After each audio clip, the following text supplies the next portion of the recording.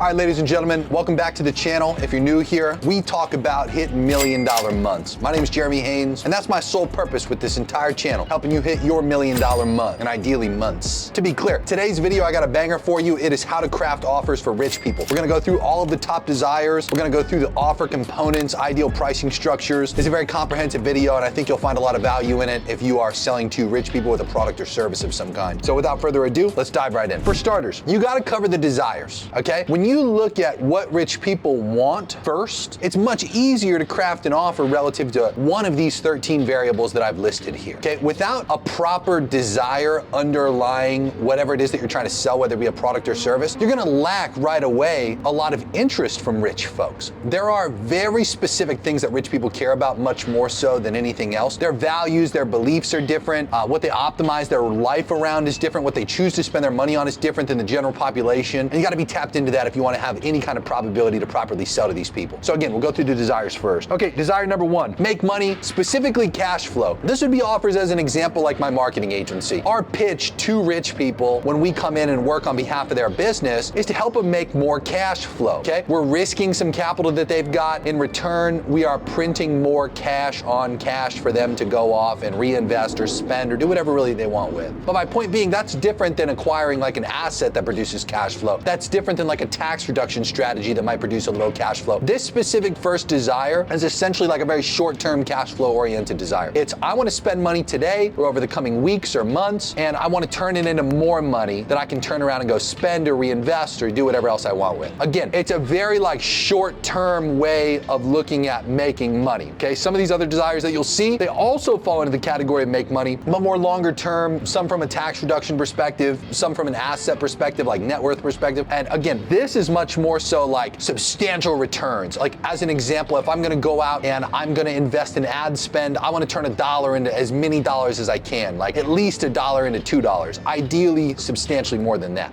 The better you can do that, the higher the probability is that rich people spend money with you on this specific desire. I listed as number one for a reason. There are a lot of things on this list that rich people absolutely prioritize, but again, a real rich person knows that the cash flow that they bring in on a month-over-month basis is typically equivalent to their quality of life to a degree. Because again, it enables them to turn around and spend money on asset acquisition, which enables them to in turn live passively.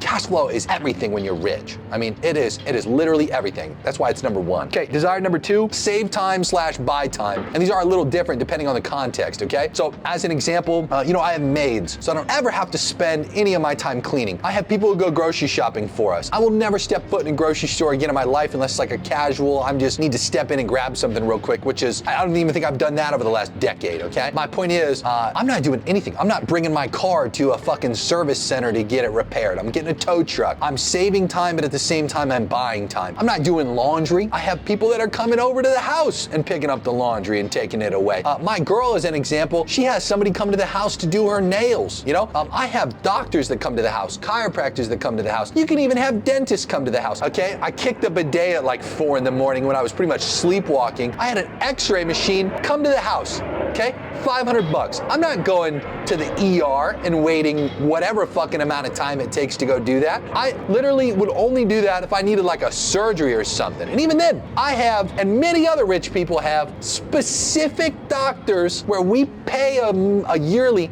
sometimes monthly subscription to be able to go in and have no wait times and be prioritized with like top healthcare professionals, okay? Literally every category in which a rich person can chip away at saving time / buying time. And some of these things are cheaper, some of these things are more expensive, right? Like my maids, sure, I spend like a couple grand a month on my maids come twice a week. It's like, I have the maids as well, we trust them a lot. They watch our 3 little wiener dogs when we go on trips and stuff. But to be clear, like somebody grocery shopping for you, not that expensive. You know what I mean? Like a driver can be a little more expensive, a chef can be a little more expensive, especially depending on the quality and whether you meal prep or actually have the chef there. Like as an example, one of my favorite friends and people that I help is a guy named Big Money Tom Cruise, okay? And Mr. Big Money Tom, he pays $20K a month for a Food Network chef to literally be in his house, if I'm not mistaken, like 12 hours a day, cook some breakfast, lunch, and dinner. Some of you guys out here, when you're using chefs, they just show up to your house, if they even do show up to your house, and they like meal prep shit for you for a couple days at a time or like a full week at a time. There's levels to like all these things that I'm talking about. And then obviously you got save time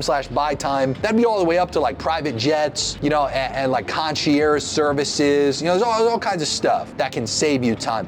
The other day I was in Chicago, and they had a little upsell. It was like $100, like a fast pass to cut the line to go up to some like 94th floor and look at a view. There were a bunch of people just fucking waiting in line. They could have spent $100, just cut everybody and literally be at the front and go up the elevator privately. It's like, I'll do that 20 times out of 10. You know what I mean? Save time/buy time when you're selling to rich people. Again, ranked second because of its weight. One of the highest prioritized things by rich people outside of cash flow is buying back time, okay? Because again, rich people will use all that time that they got back for many different things, mainly producing more income and cash flow, okay? But again, sometimes it's like self-education time or just relaxing time or like being able to go do things that improve your quality of life. So however they use the time doesn't necessarily matter. The main thing is they're buying back the time to do whatever the fuck they want with it on the other side of it. And the spectrum exists of, again, like all the way up to like private jet travel, concierge services, etc., all the way down to like maids. You get what I'm saying? Okay, 3, status. Okay, so it's like, look, I'm not wearing a Timex. This is one of my cheaper watches. If not probably one of the most cheap watches I wear, but I daily this thing, I love it. Okay, a little roly-poly. It's like, I wear it because I am a man of status. You know what I mean? It's like, I don't film in my office, even though there's great things in there that imply status. I film on my $25K a month balcony, and I give you different angles. By the way, I hope you appreciate the new angle that I'm trying to give you here today. You know, it's like I pepper in status. I'm a man of status. You see what I mean? And now why, right? There's a bunch of rich people, to be fair, that like to act like, you know, a lot of them virtue signal about this, to be fair, that they don't give a fuck about status. But even that can be a status signal. You know what I mean? Be rich enough to not give a fuck about status. Versus, again, I live in Miami, Florida. Sure, it is an absolutely status-driven city. There are 500, I think a little bit shy of 500,000 odd residents that live here in Miami, Florida. There's like 30-something thousand odd millionaires that live here, okay? We're all trying to signal to each other that, hey, I'm a fellow millionaire, what up? And there's levels to that. You see, it's like, it's a game. I remember one of my favorite guys I learned from, kind of passively, but still he has some good information, Pejman Gadimi, okay? And Pejman, he is also a man of status. This guy's got a fuckload of really nice cars, really nice watches, you know, like great art collection. He's a great man of status, to be clear. And Pejman says it best. And it's a common known fact amongst the rich. It's like a signal to let other rich folks know the level in which you operate at. It's like if I see a guy who's got a $400,000 watch on, okay, and he steps out of like a $500,000 car, that's like right away, I'm putting some respect on that guy's money. And I'm gonna assume I can talk to him in a particular way. That's the most important thing about status. It's not about like hard flexing on people and just, oh, like I'm fucking rich and you're not. That's the quite opposite of what status is used for amongst the rich. Status is used as a signal to let other rich folks know the level in which you're operating at. You see what I'm saying? It lets other folks know what you're doing with money, okay? Which gives them an idea of how they can talk to you, okay? You commonly have heard the like, oh, spend a lot of money on country clubs. It's like, although a little outdated, to be fair, depending on where you live, it can work. My point being is like, if you spend, as an example, like $250K a year on a country club, and everybody else that you meet there also spends $250K a year on the country club, right away, you guys all know, okay, you spent $250,000 a year to be here. It immediately elevates the level of conversation that you can have with somebody. You see what I'm saying? So that's how status is used amongst the rich, and like product-wise, dude, product and service-wise, because there can be services as well that indicate status. My point being, rich people love like signaling to other rich folks, you know? Because rich people know the value of networking, okay? Rich people know the value of having other rich people that you can do deals with or know or get advice from, just talk to, befriend. You know, there's all kinds of benefits as a result of signaling to other rich folks that you're rich so you can intermingle with them, okay? And rich people spend exuberant amounts of money on status-driven purchases, okay? These could be as simple as what I initially referenced, like watches. In some instances, it's clothes. In other instances, it's like where you sit when you go to a game, how you travel, where you stay when you travel, clubs and memberships that you're a part of,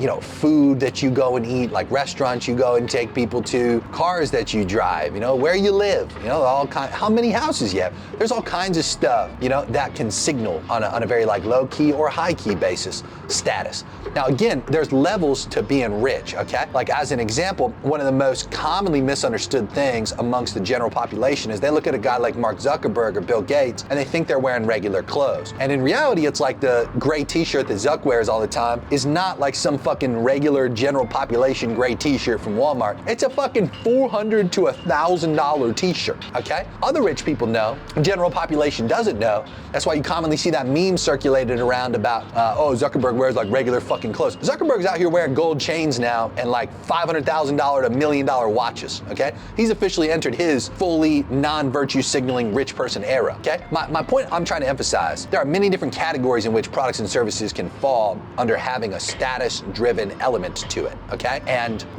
if you can incorporate status, like it elevates the amount you can charge exponentially.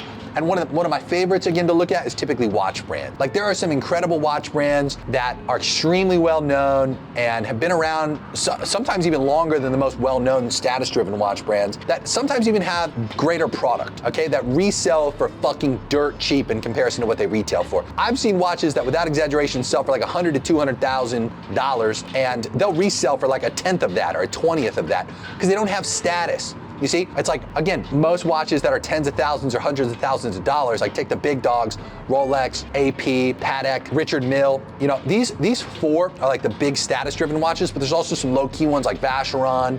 There's other ones I want to give a shout out to, but again, it's like I could sit here and ramble about this all the time. Some of these things are like niches within niches, okay? Like A. Longs and Song, that specific brand is a German watchmaker. Dude, some of their watches are like hundreds of thousands of dollars at a minimum, okay? And to even buy one of their watches, you know, it's like you gotta have a nice watch walking in there, and you're typically gonna go through the process just like Patek or Rolex or AP will make you go through. You buy women's watches first, then you buy one of their shittier watches, and then maybe you get a chance to get the watch you actually want. You could do it with bags as well, with like Hermes is another example for a comparable. I just wanna be clear again, okay? Other rich people know you play that game to even get those watches, or you bought a secondhand for like the inflated price. Okay, or some instances the deflated price, give or take the brand. A status is huge when you can work it into as a desire, okay? It's harder to do because status is typically associated from rich people who purchase your product and like create the status for you. It's harder to create status yourself. You can sometimes control it with some of the variables that drive status, uniqueness, rarity, quality, you know, some of these other variables that we'll talk about in combination can sometimes create status. Again though, it's like just selling to rich people in itself and rich people showing that they use your product or service can naturally associate status to it. Sometimes it's like very specific celebrity association that can create status. You can pay for creating status with your brand or business, okay? And it's a great idea to do so. I'll make an entire breakout video on how to create status just from how, again, much added revenue you can add to what you do if you can incorporate it. Okay, 4, quality, but specific to products, okay? So again, we can use watches as an example. I bought products that are, I'd consider like relatively cheap. I'll give you a good example. So when I type, if I just have my wrists on something hard like this surface right here, that hurts through time because I work at a desk a lot. I spent about $300 on a little like wood cushion thing. It was exceptional quality, okay? And I'm sure comparatively to all the other things I could have bought for like this specific problem solution scenario, there could have been infinitely cheaper shit I could have purchased, okay? Like little gel solutions. But here's the thing, right? I originally purchased, I don't know, it was like, I don't even remember the price, like maybe like 10 to 30 bucks, let's call it, off Amazon. And it was this almost like memory foam gel kind of cushion, you know, same function, a place to put your wrist while you're typing, okay? And within like a week of having this thing splooging out the side of the fucking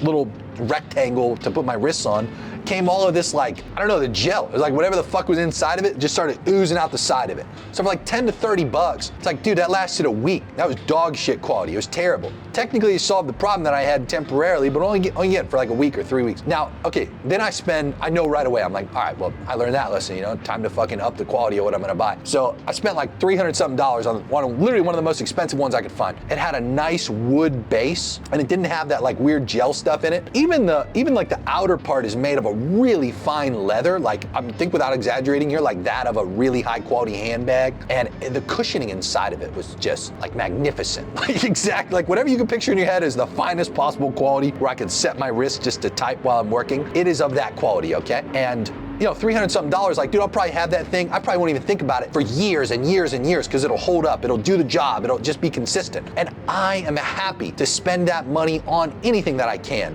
whether it be like a chair, a table, a place to live. Again, when you just think of product, right? Like a flower vase, a glass that I drink water out of, silverware, dishes, again, you could literally think of any specific products, toothbrushes, again, like toothpaste, facial care products. Like think about just your own routines real quick. If you like moisturize and have like a nightly and maybe even morning routine for skincare, okay?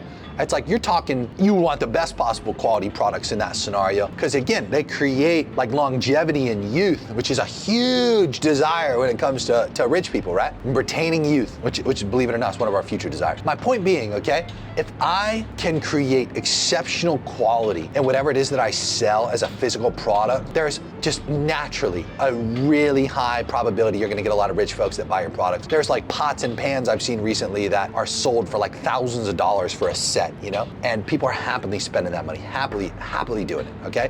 Whereas like piece of shit products that are junk, not only do they make you feel like less, they just break easily and it puts you back into the position where you have to solve the same problem. So it's not necessarily like just an opulent, like I wanna buy the nicest possible thing for everything. It's like the reason rich people do it is longevity in the product and the quality of product making them feel good. It's like that's what money's used for in this specific desire case, is I'm spending on things that are like elevating my quality of life. I'm spending on things that are gonna be there a long time. I'm spending money on things that when I use it, I'm thinking to myself, wow, this is a great fucking product, And a great example of that on a big scale is Apple. If you have any Apple products, you know exactly what I'm talking about. It's like the hardware is great, the software is great, and it just lasts. It just lasts like a long time, And when you're using it, like you just feel good about the usage of the product. Every single time I use PCs or like fucking piece of shit Android phones, I think the exact opposite. I'm like, man, this thing's a hunk of junk. It just doesn't feel good. It doesn't elevate your life, And you also just feel like it's probable to break sooner. You know what I'm saying? Okay, to be clear,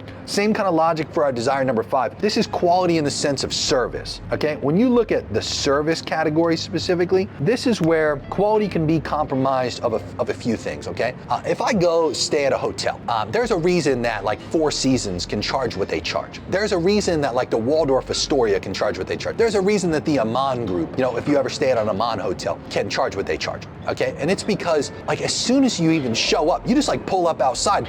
I've never seen like an unhappy valet or like an unhappy, I don't even know what they call some of these people, that immediately approach your car and just take all your stuff out. It somehow magically makes its way up to your room. All you do is just tell them your name, You're like pumped to give these people, like you're like handing out 10s and 20s, and you just feel so good as soon as you show up to these places. The front desk people are always happy.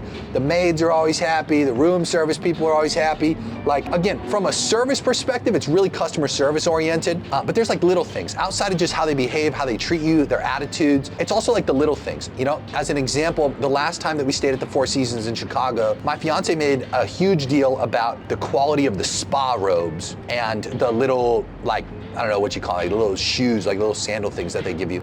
And they took note of that. And they ensured that rather than the regular robe that was inside of the hotel, they made sure they brought up a spa robe. And not only that, they made sure that it was her size from the last time. And as a matter of fact, guess what else they did? They literally looked me up online, saw how fucking tall I was, okay? I'm 6'5". They saw how tall I was, and they brought me a 5XL robe, okay? And they let me try it too. You go to nice restaurants, like you go to Michelin restaurants. We went to Chicago specifically for one of my favorite restaurants called Alinea, okay? And Alinea is a 3-star Michelin restaurant. 1 star you get great food. 2 stars means great service. 3 stars means you got a great experience. I've never had a bad time at a 3-star Michelin restaurant, okay? This is my 4th time going, and the last time that I was there, I'd spent a good amount of money on something called the kitchen table, which is like an exclusive table in the back for 6 people, and it was a hell of an experience, really elevated above the norm. To be clear, dude, as soon as you show up, they're like, welcome back, Mr. Haynes, how you been? I see you're joining us in our gallery this evening. I hope you enjoyed your last experience. We've changed the menu a little bit since you've last been here. We're very excited to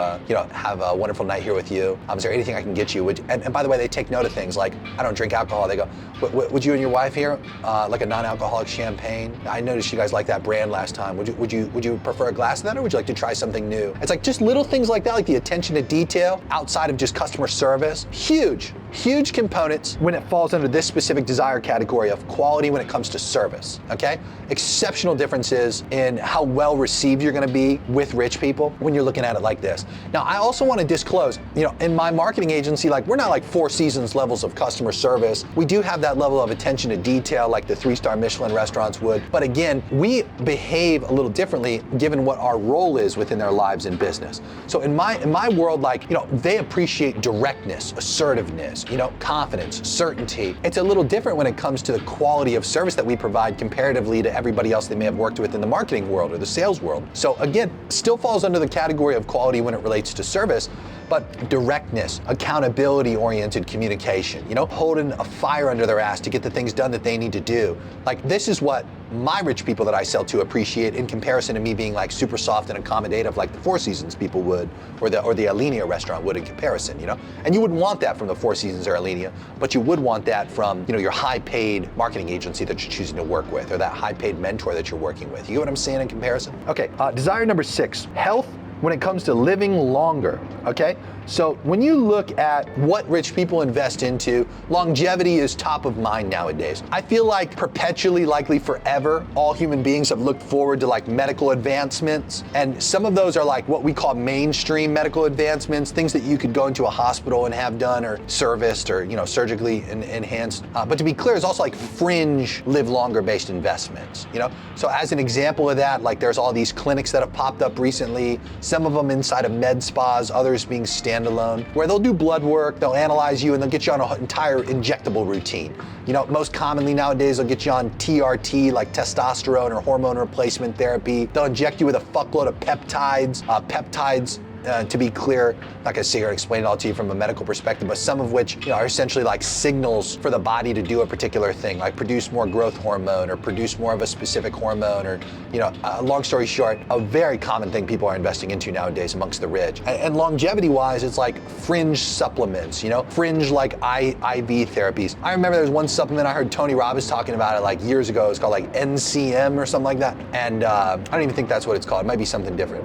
Anyway, it's 3 letters and it starts with an N. The point I'm trying to make is like, you can take that shit in a supplement, but you can also get it on a routine where you can put it in an IV into your body every week. Stem cells is a pretty big one that's rather expensive nowadays. I would get my mother stem cell therapy in order to improve her condition. And to be clear, they're like $7,500 per like 30 million stem cells or something like that to get her on an IV bag or an injectable into the ass. You know what I mean? My point being is like, I know rich dudes here in Miami that are spending $14,000 to $15,000 a month on stem cells and injecting them into their, to be clear, I know the same dudes that are doing stem cells just for, again, like youthfulness and longevity and like a restorative feeling, recovering faster, working out exceptionally harder, I know more like, 35 to 50-year-olds nowadays, especially here where I live in Miami, that are fucking jacked. Like way more fit and in better conditions physically than they ever were in like their 20s and 30s, even in their teens, you know what I mean?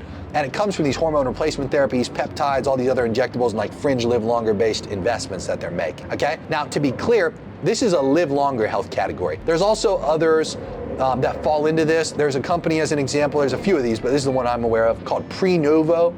There's also another one in San Francisco, but who the fuck wants to go to San Francisco, called Q Bio Research. So Prenovo and Q Bio Research, they just essentially tweaked an MRI machine to be able to do preventative scans. So like these are for like screening cancers, tumors, like different kind of like stroke potential probabilities, like, essentially being able to mitigate pretty big medical issues prior to them occurring, like organ damages. And then they can start the process, again, of selling you some kind of routine, whether it be supplements, injectables, lifestyles, wellness routines, etc., to essentially reverse whatever these issues may be that you find in preventative scans. All these things, okay?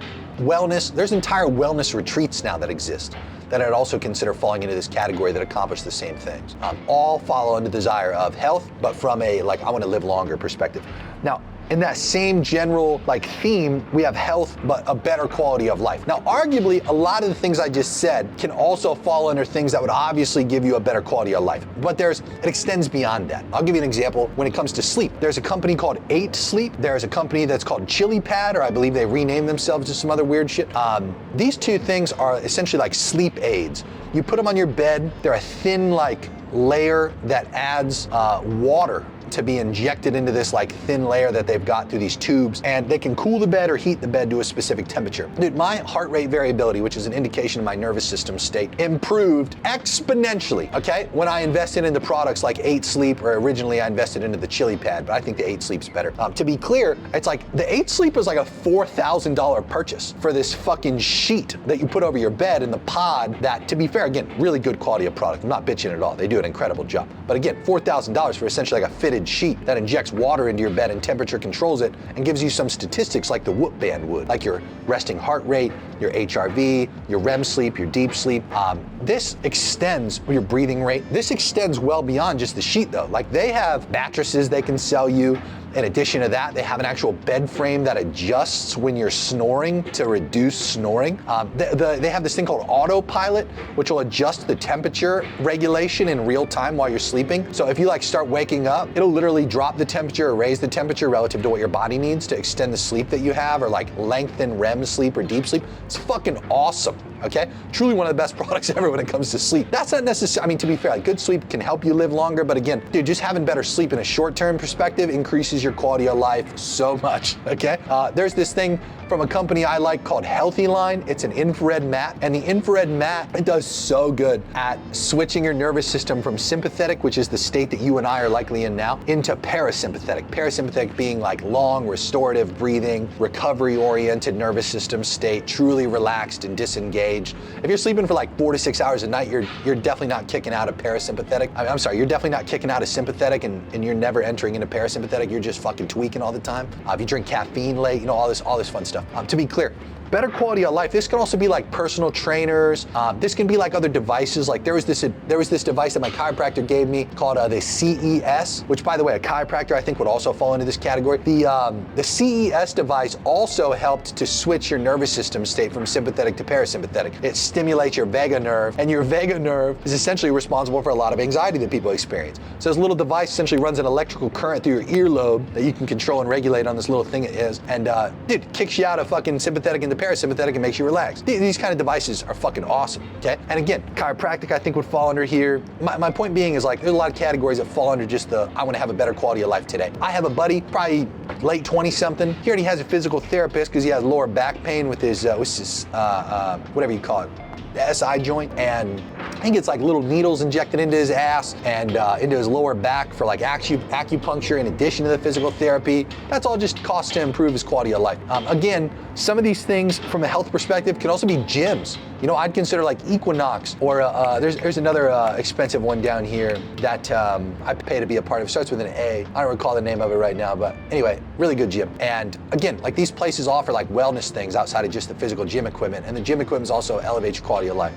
Okay, desire number 8, assets/investments, okay? Now again, this differs from number 1, which is make money with cash flow. Assets and investments, these would be considered in its own category respectively because, again, assets are increasing net worth and typically generating cash flow in some instances. In other instances, it's just like cash preservation. An investment is typically done for also like a tax reduction strategy, wealth retention. I have those listed as their own desires, to be clear. Assets and investments are what rich people typically spend the most money on with the cash flow that they generate. So the more cash flow they can get, the more they can spin up their assets and their investments and increase their passive income, which then allows them to not have to rely as much as active income. And it gives them a way to operate like more risk-free, more casual, or in some instances more aggressive if they prefer to be. The more asset value you have, more investments that you have and that you accumulate as a rich person, obviously the better. And the more stable you feel, the more financially free you become, the more power you accumulate, the more control over your life and your outcomes you accumulate. And again, the less you have to rely on your cash flow from active incomes. And again, it could be more casual, or you can choose to take more risk with your active incomes as a result of having a fuckload of asset value that produces passive cash. Now, this is a separate category because, again, respectfully it should be, but in addition to that, there's like offers that can specifically be generated for one or the other, okay? That's why it clearly needs to be defined and differentiated. Okay, 9, so this is important to understand. This is ideal family, okay? So I just had a buddy, he had a kid became like 2 years old. He starts getting advertised straight away for private schools, okay? So almost instantly, upon the kid turning 2, going into toddler phase, he's getting advertised to like come and start exploring specific preschools, you know, and specific, I don't know what they're called, like kindergarten through like elementary schools, primary schools, high schools, and he started going on these tours, okay? And most of these schools were like 40-something thousand odd dollars a year, like pretty much free, and he loved it. I mean, he absolutely loved it. These schools were taking advantage of the targeting that you could do on Facebook and Instagram for like new parents with kids between a specific age, and they were working their list, you know? A few years away, just setting up the class of whatever year, you know? My point being is like, ideal family can be the quality of education that your kids have. It's essentially like a very unspoken thing amongst rich folks that they have like an ideal vision of how their family's gonna be, how their kids are gonna be, what their kids are gonna think, how their kids are gonna behave. Yeah, you know, it's commonly spoken that like you want your kid to develop into however they're gonna develop, but like you're a parent at the same time, so you wanna dramatically increase the probability that they have favorable outcomes in life, you know, and you're responsible at the end of the day for developing them, at least initially, until they start going out on their own. And in that first phase, like that's when the rich people will have the most influence over ideal family-based spending, okay? These could be like vacations that they take, places that they live, again, like just the room structure and setup, entertainment that they have. Like think about all the rich people you've seen on Instagram that flex like how their baby showers look and they're like fucking insane, you know? Like having like air shows to announce the baby gender, you know? Think about, again, like investment into the rooms, right? Like when your kid's a baby, it's like you'll probably build a nursery in the room, right? And if you stay in that same house and you don't upgrade, you'll probably then redo the nursery into like a toddler-based room. And then when they go out of toddler phase and they're officially in elementary school, you might have like a themed room, you know? Like the interests and the things within the room change. It's like contractors can take advantage of that, selling to rich folks for like re-theming the room based on the kids' ages and like their current desires. Parties. I have seen, especially in Orange County in California and different places here in Miami and also in New York, unreal amounts of money spent on like birthday parties, bar mitzvahs, fucking sweet 16s, you name it. Again, this all falls under that ideal family category, okay? There's like a vision every rich person has for how their family is, how they behave, where they go to school, the amount they have invested into their future portfolios, you know, like how set up, whether they're giving money to them at all, trusts and wills and like, you know, all this fun stuff in terms of like what's handed down, inheritances, ideal family category. And there's a shitload of desire around this category, especially obviously for the ones with families. But again, it's like, I don't have kids yet, but I already make like, dude, I'm not gonna say the amount. I spend a fuckload of money on like overfunded whole life insurance policies, you know, and I also am already thinking like there's schools down in we have a second house here in Miami down in Coral Gables, and there are exceptional private schools there that I'm already looking up pricing for. Like I'm already thinking about this stuff. I'm not making investments specifically into schools, but like you best believe as soon as I have children, I am. Ideal families also, especially nowadays, like, you know, to kind of future-proof this video a little bit, genetic editing, IVF, you know, like just the inception of babies. You can do it the organic old school way and just pump one in there, you know, and let it come out however it comes out. But in addition to that, I remember when I was growing up, this was back in the 90s, you know, when these parents I'm about to refer to had kids. This is one of my rich buddies growing up who lived in a nicer city near me that I got to play sports with and thankfully get exposed to. He was a twin, okay? He had a twin sister. And they were tall as shit. They were the exact same height, and their parents were also tall. I just initially thought it was all genetics, and I just thought this is how it played out. I was wrong. When I was a teenager, I ended up finding out that they did IVF back in the day. They intentionally inceptualized twins, okay, and conceived twins. They also were able to edit little things back in the 90s, such as height, okay? And by the way, both the kids were blonde, okay? The parents weren't blonde. They didn't say if they edited that or not. I didn't even know if you could do that in the 90s or not. But my point is like, they can genetically lay out exactly like eggs versus sperm, and combination-wise, what's gonna be probable at the least, whether they can do genetic editing or not based on where you're located and what you have access to. I digress. My point being is like, when it comes to ideal family, it's like, even at the conceptualization of the family, there's investments like that being made. See what I'm saying? Okay, next desire, tax deduction, okay? Tax reductions, I think it's supposed to be reductions. Tax reductions are huge when it comes to rich people investment. It's like a lot of rich people, they don't even give a fuck about investing into real estate. They give a fuck about investing into real estate because of the tax reductions, not because of the cash flow. It's like the cash flow is negligible until you get to hundreds of units or like big units that you've purchased that are actually worth the cash flow. Most of them are not even taking the cash flow and using it. They're just like saving it up in case maintenance or something happens, and they're doing 1031 exchanges to level up to bigger properties every time that they can sell for more than what they bought it for, or they want to get out of the property. But it's like, dude, tax reduction strategies, like they're taking full-blown 1031s, cost segregation studies, like they're taking huge deductions, getting their tax burdens down to literally zero, or sometimes where the government owes them money. Tax reduction could also be like energy investments, you know, whatever's currently incentivized by the United States government, charitable donations, you know, again, not a tax strategist, not a CPA. These are just examples of tax reduction strategy-based advertising offers that I've seen and in some instances helped advertise. But again, this is like entire categories. I have an inner circle member, his Guy's name's Ed. Shout out to Ed if he ever hears this. He's a tax strategist. He charges $12,500 for his base fee to come in and reduce your taxes hundreds of thousands of dollars. How many people you think sign up for Ed when they can save hundreds of thousands of dollars on their taxes? And by the way, they're taking the money that they'd otherwise spend on tax and investing it into something, okay? So it also technically falls into that asset investment category, but from a perspective of tax reduction. You see? So it's like they're acquiring an asset that might cash flow a little bit, but the main reason is they're retaining the money that they would have otherwise just freely given away to the government. So again, huge desire. The main reason, by the way, I'm going through all these is so you can see a combo.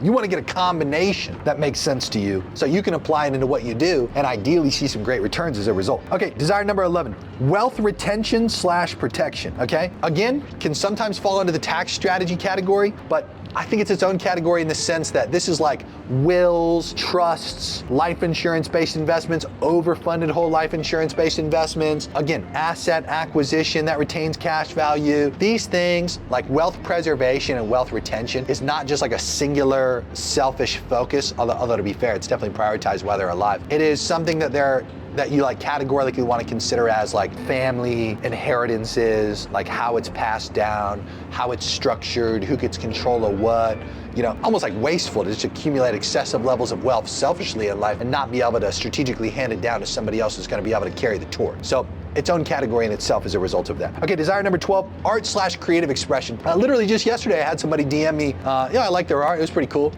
They wanted to make me a 10-foot by 5-foot piece of art, and they wanted to charge me $14,000 for it. I was like, that's relatively cheap in the art world. You know, my girl is an example, my whole house is decorated with her art, and she makes incredible money-themed art. I'm a huge fan of my own girl's art, as biased as that might sound. It's some of the best art I've ever found, and I'm super grateful that I have the opportunity to be engaged and married to this woman because, dude, she makes baller fucking art that we get to decorate our cribs with. And guess what? She sells that shit for like $40,000 to $60,000 a piece. I've seen her sell pieces for like 20-something thousand odd dollars. It takes her a substantial amount of time to make each piece, because she does these little, I'm not sure what to call it, I don't want to sound disrespectful, but she like makes them glitter in a sense, but like not like traditional glitter. These like little diamond looking things. And dude, it's fucking sick. I'll pepper in some B-roll here of the art so you can see it yourself. But my point being, dude, creative expression in art. I've seen rich people who have balconies like mine that put like statues on them that are like $30,000, you know?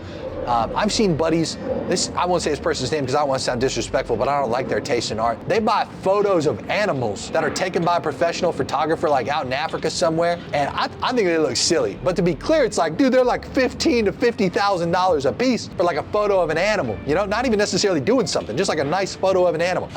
Dude, I've seen, like, dude, I bought a fossil. You know, I bought a megalodon jaw fossil as an example of, like, my company's name's Megalodon Marketing, like the prehistoric shark, the big fucking shark. And I bought a fossil, a jaw of a megalodon, you know? It's like, I won't say the price of that, but I mean, dude, rich people love art. Creative expression, you know, depending on the city you're at. Like, I've gone to some cities, like I was just saying, I was in Chicago, or like, you know, I go to Texas here and there, and I go to California, New York, and like yada yada. And like, dude, the differences in these cities is so extreme. Like here in Miami, I literally walk outside and I see art everywhere. There's just so much art. There's so much creative expression. It's valued here a lot more than other places, at least in a very expressive, like colorful way. There's some places that like, you know, big bronze like statues that are conservative, not necessarily as like colorful or as expressive, you know, but more like power, like representative of power, you know, or like statue, like literal statues of themselves or symbolic things that they like, you know. But again, consider the house alone, right? No matter what your taste is, when you look at a rich person's house, except for those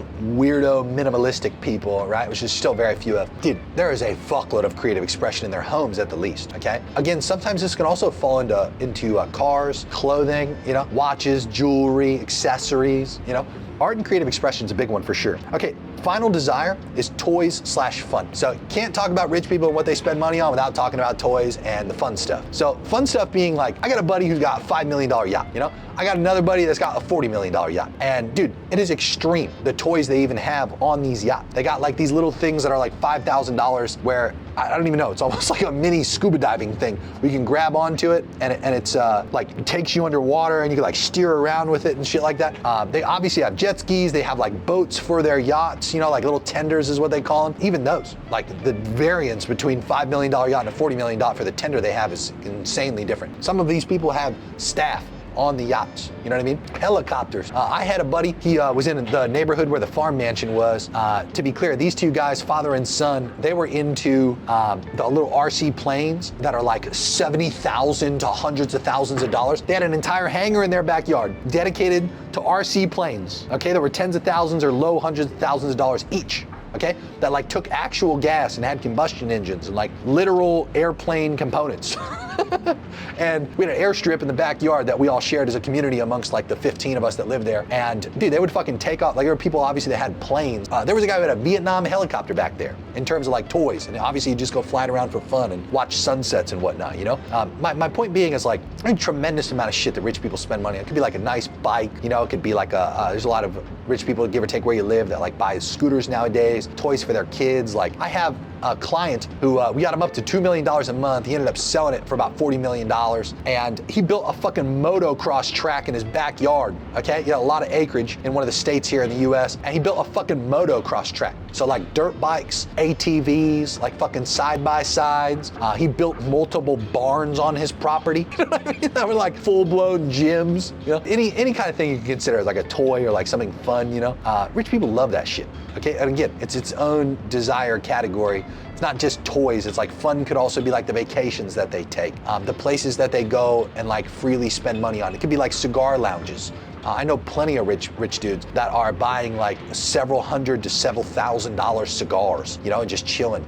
These could be like alcoholic beverages, you know. Think about the most expensive bottles you've ever seen, like a bottle of like expensive tequila or a Macallan Scotch bottle or whatever the hell you pronounce that as. I don't drink, don't hold me to the name of that one. Anyway, my point being, dude, these categories, these 13 categories when it comes to like how to craft offers for rich people, it starts off with the most important part, again, which is desires, okay? When you combine the desires, not just one, but like you compound these things, even if it's just one, that's fine. But if you stack them on top of each other, you make it a lot more of an irresistible offer, okay? Now, to be clear, on these next components, I just want to talk about how to put the offer together, okay? Like what actually makes the perfect offer. There are some specific things I want to make sure I touch on for this.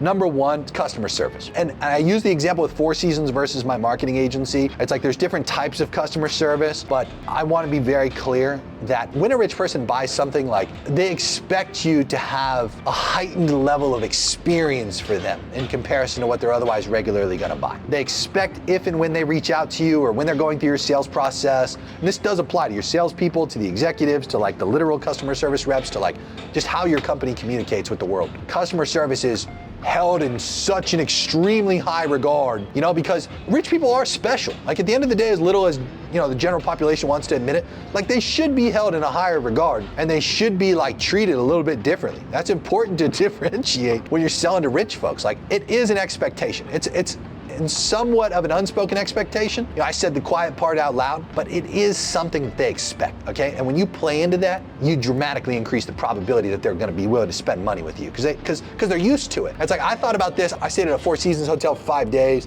I was up in one of their penthouse units. I'm like, dude, I was being treated like a king, okay? Every like random thing, and we were obviously very polite. We're not like fucking crazy, you know, people that are just demanding everything. But like all the little things that they would do, I just would go out into the world and I'd go to like a regular restaurant or something and you could just see like such a dramatic difference, you know? And it just, I can't imagine staying at the Four Seasons for like a fucking month and going out and trying to interact with the world after. You know, it's like when you incorporate these components into what you do, you're almost like signaling to rich people like, hey, we're regularly used to selling to people like you, you know, like we get it, we understand the game, you know, and you once again, you just act accordingly. You know what I'm saying? Speed to result. There was a offer recently that was sold to a lot of rich people that got fucked, and it was in this automation niche. And essentially the hook was, you know, we're gonna create like a done-for-you store, like a done-for-you business of some kind, like you're the capital partner, we're gonna be the operator, we're gonna do the work, and you know, when you give us this money, like it's gonna take about 2 years or 3 years on average for you to get your money back, but like it'll be worth it because, you know, every year after that it'll be profitable and like, you know, it'll just be something that takes a little bit of time. And that's pretty regular in the investment world. It's like, remember, it's different when it's like make money cash flow versus like an investment. Investments typically have longer time horizons to see financial returns. So this wasn't like uncommon, you know, 2 to 3 years for an investment return was actually considered fast, believe it or not, for this specific like offer type. And there were a lot of these companies that had like different variations of these offers, and they attracted, without exaggeration, tens of millions of dollars. At the low end, some of them for the smaller ones, millions of dollars. And generally, a lot of them ended up failing. okay? But I wanna be clear. It's like the speed to result is what's factored into any deal. If they have a 2 to 3 year horizon, they're just gonna have a bunch of unsettled customers for 2 to 3 years. Regardless of whether they're doing a good job, they're progressing, they're getting everything done, they're checking the boxes of what needs accomplished in the deal, there's gonna be a lot of things that unfortunately are like, just kind of like, oh, we don't give a shit, we're just here for the result, you know? If I go to a restaurant and I get like, let's say an appetizer, a main dish, like an entree, and then a dessert, it's like you're not technically satiated until you get the check and you pay, you know? It's like, that's the entirety of the result you're after. It's like, yeah, the food, the experience, but like, again, once you walk in to the point where you sign and you walk out, that's like the timeline in a restaurant example value proposition for the result timeline. In the automation example, dude, 2 to 3 years puts you at an extreme disadvantage for, like, again, satisfying what every single person who spends money wants, which is the result that they're after by spending that money. So in my marketing agency, as an example, like, we'll see people typically be the most anxious at the very beginning. That's it. As soon as we start to progress and we start seeing the money come in and we get ROI positive, ideally within the first 30 days, it's like clients settle down a lot and they get a lot happier, and they, you really get to see how they actually are. Before the result is there, which is spending money and turning it into more money than what they spent, naturally there's like an expectation that, they're gonna press you, until you get the result that they're after. And that should be how it is. You, when it comes to crafting a perfect offer, ideally work in some component that enables your result timeline to condense. Okay? If whatever you think your timeline should be for getting a result for a person is whatever you think it is, try to push it down to a smaller timeline. Try to get them the result to the satiation point, like where they're satisfied fully, a lot faster. That's what they're after. You know what I mean? That's really what anybody spending money wants. They want to get the result that they paid for. Okay, next one. So again, we talk about quality, but when it comes to like making the perfect offer, you combine what we talked about when it comes to the desires of quality, when it comes to product, or quality when it comes to service, and you add that component to what makes the perfect offer, and you make it evident that it's there. Give them a way where they can see the quality prior to experiencing the quality after purchase, okay? That is a key to the tipping point playing into your favor of you getting more rich people as customers, is again, like when I go look at an Amman hotel, okay, or if I look up what people are saying about Amman hotels, before I even go to an Amman hotel, it's like just looking at the property looks fucking insane. Looking at the quality of the products in the room. All I hear when I hear about Amman is all the little personalization and customer service things they do that go above and beyond every other hotel. When you look at the price can also signal quality. Dude, hotel for the Amman in New York City as an example, 5 G's a night, 5 G's a night. If you're lucky, maybe like 3K a night in an off season, okay? Price can signal quality, okay? And these are things you want to work into your offer, especially if you have quality products and services. Okay, next one, combo of any of the above desires. So when you're talking perfect offers for rich people, again, if you take any singular one of these and you can stack them on top of each other, even at a minimum of like 2, ideally far more, dude, you are in the zone when it comes to having high amounts of interest and desire and natural, like, I want this from people that you are selling to, okay? Again, like when you have a quality product, like an AP, like a nice watch, okay? Or like a Rolex, even though it's a tool watch, it's still a nice fucking watch, And in addition to that, combines it with status. And in addition to that, if you get the right AD, authorized dealer, you get a nice customer service experience. It's like, boom, that's a trifecta right there. You see what I'm saying? And in addition to that, if you buy the right one at the right price, it acts as an investment or wealth retention. It's like, dude, they got a quad right there. You see what I'm saying? It's like, that's why people buy the fuck out of those products, because they stack them up. You know what I'm saying? So I know plenty of businesses out there and operators that are aware of these things and leveraging them. And again, these are some of the biggest businesses that you know and that you're also likely aware of. But there's like niche examples that are a little more low key, that don't try to like flaunt it as much, that they're making extreme amounts of money. They got to keep your eye out for them. Hopefully it's one of you. Okay, to be clear, reducing risk. Okay, rich people give a deep fuck about risk. They think about risk all the time. It's like everything that they're spending money on, there's like upside, downside, once again, timetable to results, probability that if it goes wrong, like does it put them in a financially tough place, or, again, is it worth whatever it is that they're gonna spend with you as a business, okay? If you can reduce that risk, this could be with guarantees, this could be with increasing certainty levels through case studies, testimonials, trials, A lot of rich people, to be fair though, they don't necessarily give a shit about that. They care about certainty and consistency, okay? That's a big part of what reduces risk outside of math, okay? Certainty, consistency, and math, okay? You combine those 3 things when it it comes to reducing risk, you don't have to do fucking guarantees. You don't have to do like trials. You don't have to do like experience it before you buy it kind of shit. Because those are mostly like, you go to a Ferrari dealership, they're not gonna let you test drive the car. Okay, unless you bought a few cars from them, you're not test driving shit. Same thing for any of the other nice car brand. It's not happening, okay? But why? Because it's like, well, to be fair, they're reducing their risk, and as a rich person who's actually probable to buy one of those cars, you can understand that too. You're like, well, it makes sense why you're not gonna let me go drive the car, you know? It's like, it is what it is. Maybe you do a credit check, put down a deposit on one of the cars, maybe then, again, you reduce their risk, so they'll be more probable to let you drive one of their cars. You know what I'm saying? It's a two-way street that most companies who sell to rich people and rich people themselves are playing at the same time, believe it or not. It's like when we go into deals, like sometimes we'll get asked the question like, hey, do you offer guarantees? And give or take the deal, we are in some instances happy to offer guarantees. But a lot of the times it's like, well, we have a job to do and they have a job to do at the same time. Like let's say it's a lead gen deal. I can do my job extremely well with generating very financially qualified leads. But like if I'm not responsible for the sales team and they're responsible for the sales team, well, I also have to look at that as a risk. I have to be like, as the service provider in that example, well, are you gonna guarantee your performance? Because like if I guarantee my performance and you don't guarantee your performance, then I can do my job and still get fucked. You see? So like again, it can be a company and individual that's buying, or a company to company that's buying, that are both looking at risk reduction at the same time. And that's generally a strong, consistent component that pops up in all deals that rich people do. Okay, give or take the product, mostly in services. Okay, and then incentive for action. So look, rich people have a bunch of shit they can spend their money on. And at the end of the day, there are an unbound amount of things that take their attention, give or take who they are, what they do, you know, how many businesses they have, and when again, like family dynamics. You gotta keep their attention and incentivize action within that moment. Otherwise, there's a high probability they're gonna be distracted and just kind of neglect or deprioritize whatever it is that they're considering buying with you. Okay, if they really want it, sure, don't get me wrong, they're likely gonna buy it. But at the end of the day, if you have to nurture that desire a little bit and work it up to the point where they actually take an action, there's a higher probability they'll do it now if there's some kind of incentive for the action to occur now. Okay, that could be like that could be a discount, that could be some additional value that you add into the deal if they do a deal